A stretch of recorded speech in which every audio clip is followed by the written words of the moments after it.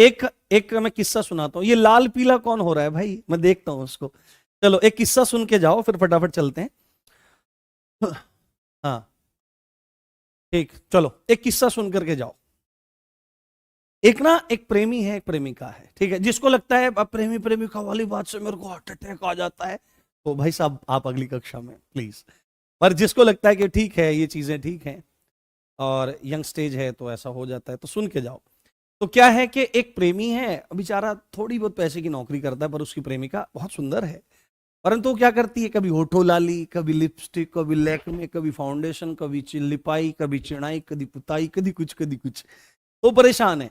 उससे कहता है देवी ये मत लगाया करो आप, देवी आप ये मत लगाया करो, आप तो वैसे ही बहुत सुंदर लगती है। उन्होंने कहा, मुझे पता है तुम शायर हो, इन्हीं बात को कविता में बोल के लिखो, कविता में बोल करके बताओ।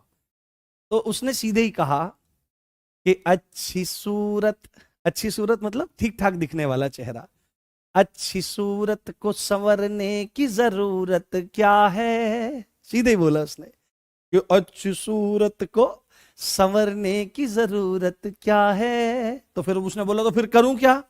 तो उसने बोला सादगी में भी कयामत की अदा होती है, सादगी में भी कयामत ला देने का सामर्थ्य होता है। और फिर वो जो प्रेमी था वो मुस्लिम मत से संबंधित था, तो उसने सीधे कहा कि तुम अपने आप को कम मत आंको, कि मस्जिद में जब तुम आ जाते हो पढ़ने नमाज, कि मस्जिद में जब तुम आ जाते हो पढ़ने नमाज, तो तुमको मालूम है क्या कितनों की कजा होती है। कजा शब्द का मतलब है कि प्रार्थना इबादत जो मस्जिद में बैठ कर करी जाती है उसमें मन ना लगना, देरी हो जाना, इस तरह से।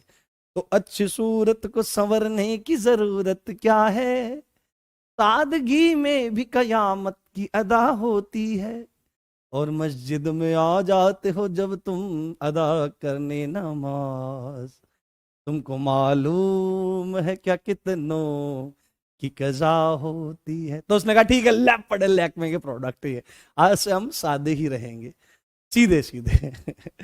तो चलिए आपका मूड भी फ्रेश हो गया होगा। बहुत शानदार क्लास हुई, कल मिलते हैं एप्लीकेशन